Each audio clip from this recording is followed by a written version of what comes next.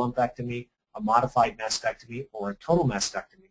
Prostate cancers, bone cancers like bone marrow or metastatic bone disease.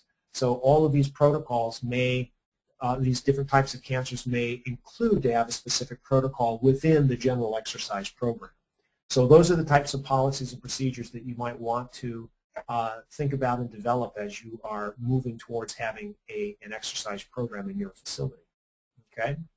So the next area that I talk about, which is something that I'm very, very interested in, is the aspect of nutrition and its role in both cancer prevention and cancer recovery. And I usually start out some of my lectures with this interesting slide. In 1982, Clifford Goldstein, who was the chair of the Committee on Diet, Nutrition, and Cancer, stated back then that it's estimated that approximately 70% of all cancers may be prevented through a sound nutritional program.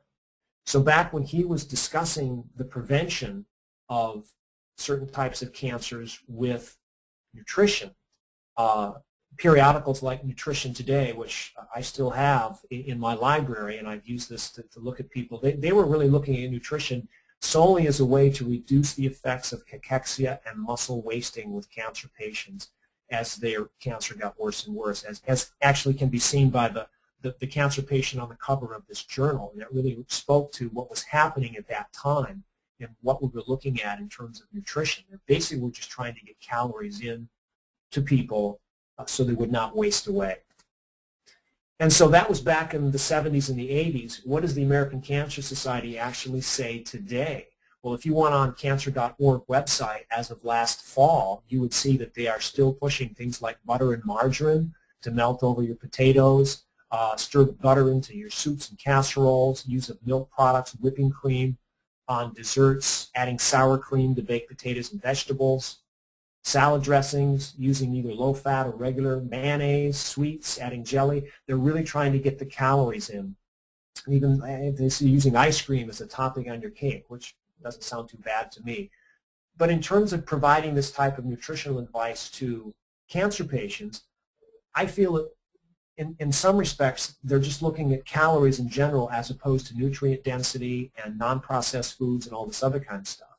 So let's compare that to what I've been reading over the past few years in integrative medicine. If we look down the lower left-hand corner, we see the Cancer Project from the Physicians Committee for Responsible Medicine. And they've come out with some fantastic information over the past few years on the development of vegetarian-type programs for both diabetes prevention and care and cancer prevention and care. And they really talk about using immune enhancers like astragalus root and bovine colostrum, using antioxidants like vitamin C, vitamin D, which I'm going to talk about in an upcoming slide here, fish oils, quercetin, melatonin, even balancing pH, having foods that are more alkaline versus acidic.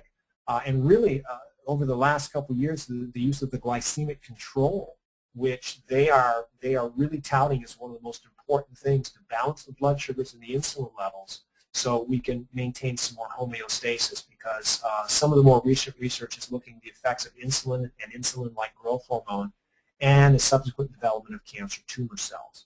Stress hormone management, controlling cortisol, and also for cancer using for weight gain. For people who do have cachexia, the use of protein supplements with specific types of oils and vitamins to both maintain body weight, but also to maintain a high-quality nutrition status. Actually, vitamin D is the next slide. Very, very interesting information coming out even within the last year on vitamin D. Vitamin D deficiency is connected with certain diseases like Parkinson's and multiple sclerosis. And vitamin D is one of the few vitamins that actually have a claim filed with the Food and Drug Administration, whereby qualified health claims can be made as long as they're not misleading. And that really is quite different from anyone else who produces vitamins, where they say that they actually cannot make a health claim. But the advocates of vitamin D are saying that some of the results are so strong that they really need to be looking at this as a product that actually may cure a disease. Natural News website here recently shows that vitamin D slashes the risk of cancers by 77%, but certain people in the industry really are not supporting it just yet. A recent article in Science Daily talks about more evidence that vitamin D helps boost the immune system. So vitamin D is it's coming into its own in terms of being a very powerful